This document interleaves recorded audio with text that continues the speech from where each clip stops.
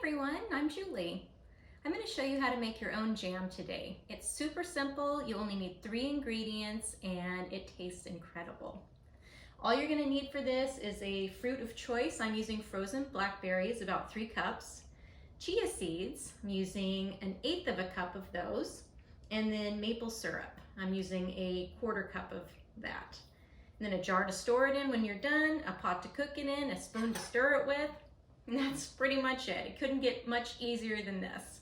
So what you're going to do is you're going to start with your fruit of choice, and you'll just toss it in your saucepan, and then you're going to put it on the stove and let that cook down for about 5 minutes. Okay, so I had my berries on high and covered for about 4 minutes, and then the last minute I took my spoon and I just started breaking it down a little bit. So you can see it's really saucy already in here. So at this point, what you're gonna do is add in your maple syrup.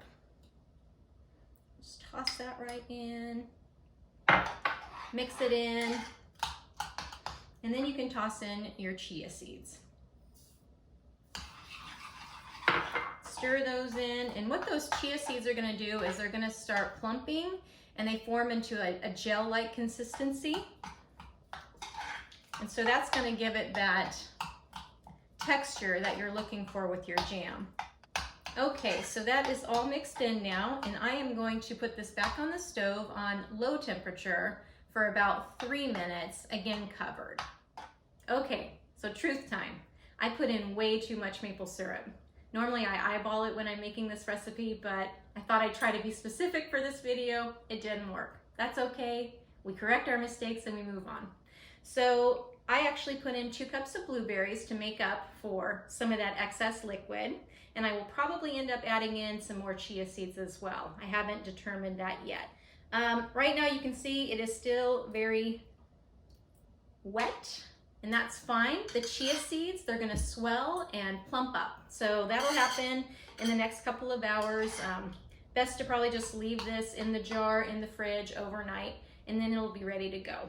But I'm gonna let this sit here for just a couple of minutes to see if I need to add in more chia seeds or not, and then we'll see where we're at. All right, so I'm thinking I need to add in about another tablespoon of chia seeds to this. Sprinkle it on top, give it a good stir. Yeah, this is gonna be good. So again, still very wet, but we're gonna go ahead and put it in our jar.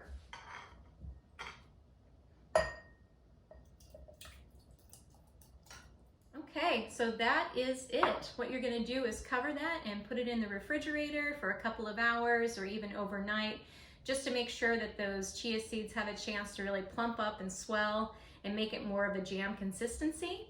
And then use it on anything you would normally put jam on. I am personally gonna toast up some toast later and slather it with this homemade blueberry boysenberry beautiful jam.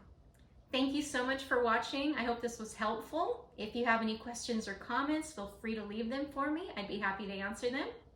And have a great day. Thank you.